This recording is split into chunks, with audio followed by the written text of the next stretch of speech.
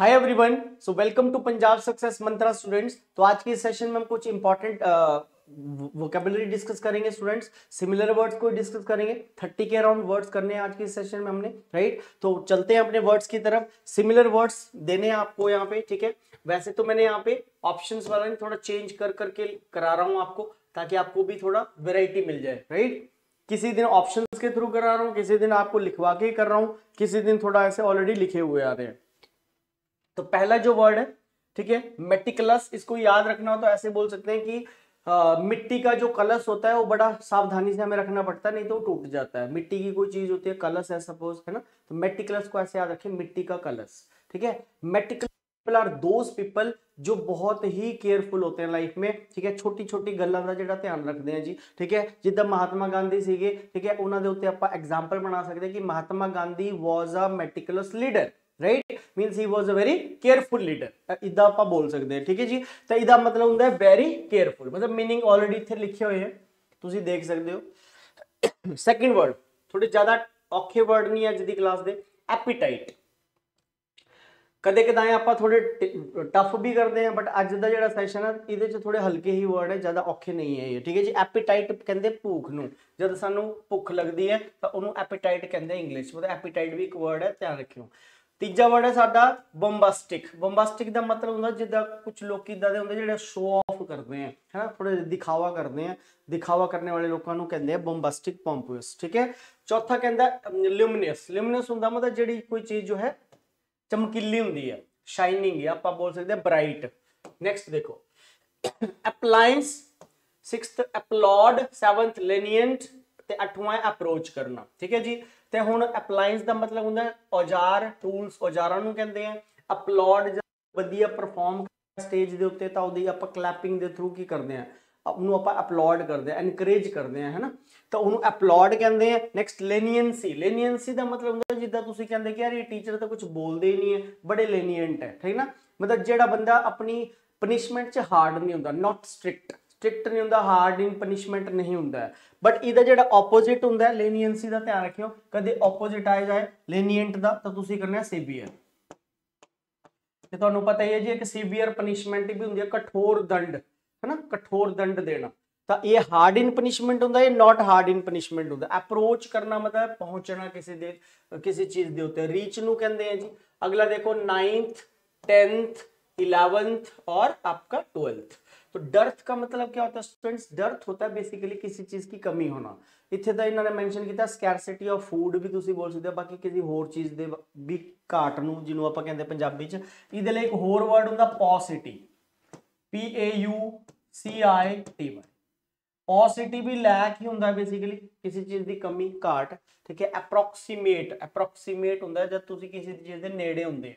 Nearest, nearest नूं कहंदे हैं। इंपीचमेंट, इंपीचमेंट का मतलब की होंदा accusation of a serious crime, मतलब जब तुसीं किसी क्राइम दी तुहाडे उत्ते मतलब दो अपराध दा वो होंदा एक्यूजेशन ऑफ अ क्राइम, मतलब तुसीं कोई क्राइम कीता, एक्यूज्ड ऑफ मर्डर जिद्दां आपां कहंदे हैं, ठीक है जी।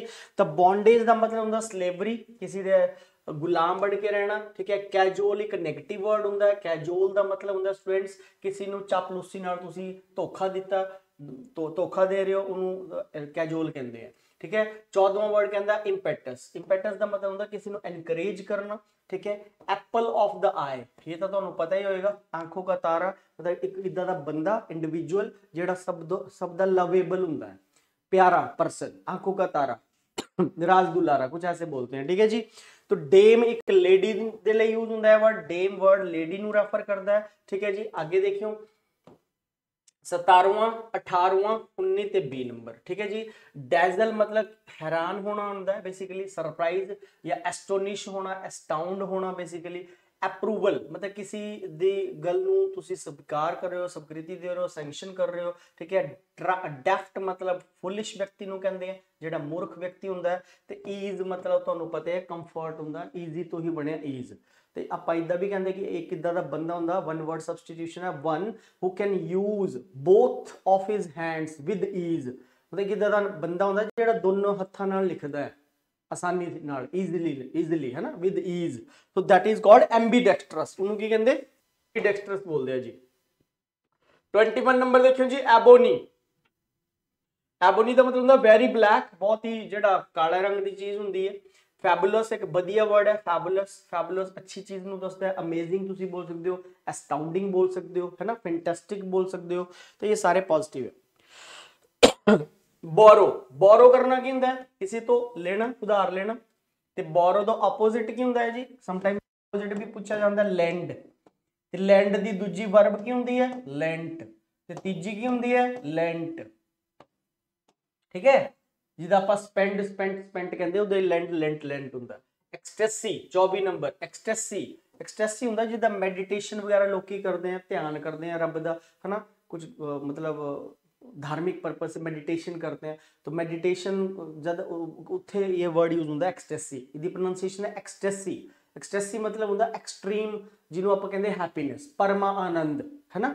तो इत्थे लिखा इन्होंने वर्ड रैप्चर, रैप्चर लिखा है, उदा तुसी जॉय बोल सकते हो, ठीक है, तुसी हैप्पीनेस भी बोल सकते हो, तुसी प्लेजर भी बोल सकते हो, ये सारे सिमिलर हो सकते हैं एक्सटेसी दे, राइट। आगे देखो 25 नंबर गार्निश, गार्निश भी बढ़िया वर्ड है, पूछा जाता कई बार पेपर सिमिलर इदा, डेकोरेशन तो रिलेटेड है, अडोर करना भी होता है बेसिकली, है ना। तो गार्निश मतलब टू डेकोरेट समथिंग, किसी चीज ਨੂੰ सजाना, सजावट तो रिलेटेड है। हॉल्ट, हॉल्ट का मतलब इत्थे इन्होंने हेजिटेशन दिता है, बट हॉल्ट उदा भी होंगे कि हाँ तुसी किथे जा रहे हो, ठीक है, फिर उत्थे पूछा जाता है कि हाँ तुसी हॉल्ट किथे लिया सी। हॉल्ट मतलब तुसी रुके किथे सीगे, ट्रैवलिंग करते हुए जो हॉल्ट, हॉल्ट लेंदे हैं, जो ड्राइवर थोड़ा जिहा ब्रेक लेंदे हैं, तुसी चाह पानी पींदे, उन्होंने भी हॉल्ट कहते हैं, रुकना, ठहरना थोड़ी देर वाल, राइट। तो आगे देखियो जी 27 नंबर भी इंपॉर्टेंट है, जेनरस। जेनरस दा मतलब होंदा जेड़ा बंदा काइंड होंदा, लिबरल, उदार।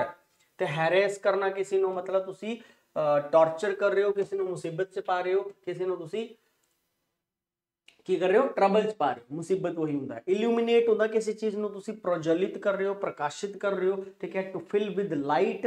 ते फिर जेड़ा साडा 30 नंबर वर्ड है दैट इज एमिनेंट, और एमिनेंट दा मतलब होंदा एक प्रसिद्ध बंदा, है ना, जेड़ा वधिया कम्मां लई मशहूर होंदा। पॉपुलर तुसी बोल सकते हो, फेमस तुसी बोल सकते हो, रिनाउंड तुसी बोल सकते हो।